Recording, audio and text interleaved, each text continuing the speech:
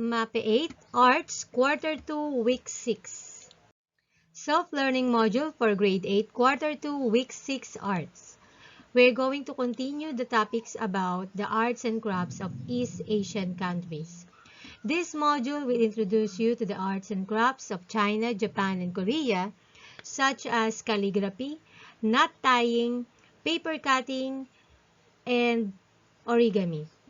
You will learn that these countries focus on nature as their basic subjects or themes in their arts and crafts, as influenced by their history, beliefs, religion, location, culture, and dynasty.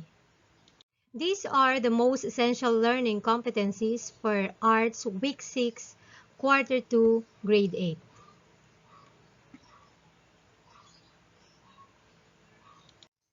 Arts and crafts of East Asia. From ancient times, China has been the dominant and referential culture in East Asia. Although variously developed Neolithic cultures existed on the Korean peninsula and the Japanese archipelago, archaeological evidence in the form of workstone and blades from the Paleolithic and Neolithic periods suggests an exchange between the early East Asia cultures and the early introduction of Chinese influence. This cultural interaction was facilitated in part by land bridge that connected Japan with the continent. The influence of Buddhism, a force that was initially foreign to East Asia, also should not be underestimated. Emerging from India and Central Asia in the first century after nearly 500 years of development on the subcontinent, Buddhism offered a convincing universalist system of belief that assimilated and frequently gave visual expression to indigenous religions. The arts and crafts of China, Japan, and Korea are closely similar or related. They have knot tying, pottery, basketry, accessories, painting, and calligraphy. Nature has always been considered as an element of utmost importance in East Asian countries. These are three concepts: earth, heaven, and humankind, in the production of arts and crafts of East Asia. China's influence in East Asian region. In the late 13th century, Mongol forces made two unsuccessful attempts of invading the Japanese islands, and the country was spared occupation by a foreign power until well into the 20th century. This unusual condition of comparative isolation provided Japanese cultural arbiters with relative freedom to select or reject outside styles and trends.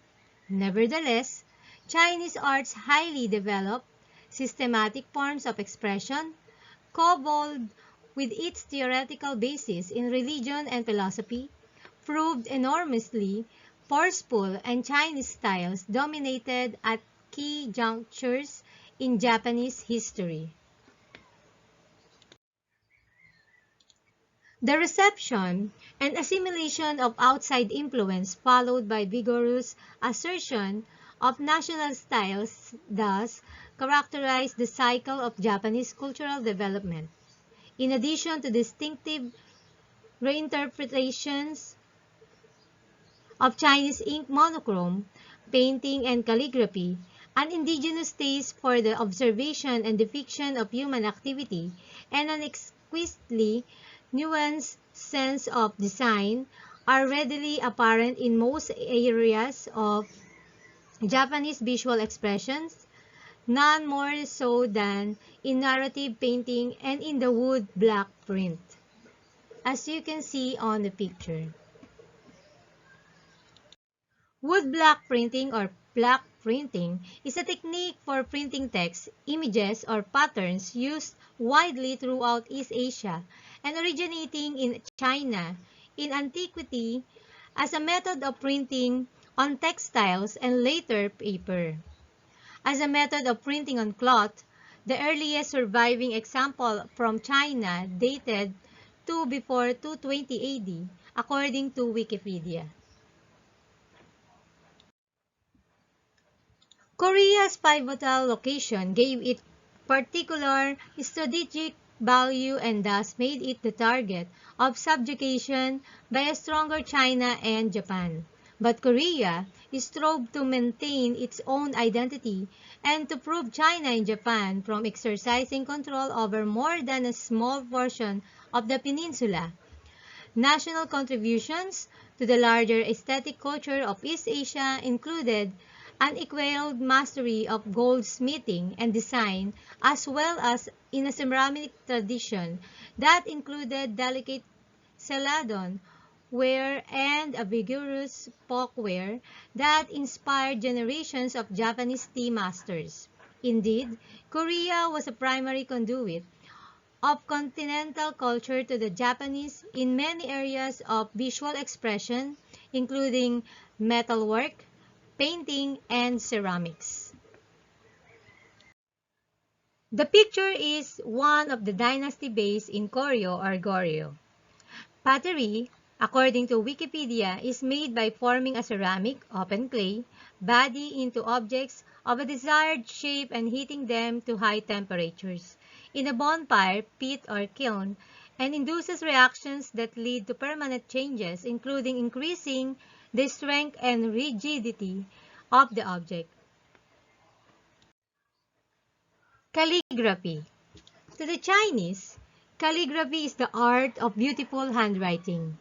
Traditional painting involves essentially the same techniques as calligraphy and is done with a brush dipped in black or colored ink. Oils are not used. In calligraphy, the popular materials which paintings are made of are paper and silk. Poets write their calligraphy on their painting. Calligraphy is an ancient writing technique using flat-edged pens to create artistic letterings using thick and thin lines depending on the direction of the stroke. Knot tying is a decorative knot in China, Japan, and Korea. China has Songo and Jie. Japan has Hanamusubi. Korea has Medap or Dore. This knot tying is used as decorations in pillows, fan tassels, and good luck during Chinese New Year. Pottery is one of the oldest and most widespread decorative arts, consisting of objects made of clay and hardened with heat. The pottery started as early as the Han and the Joseon dynasty.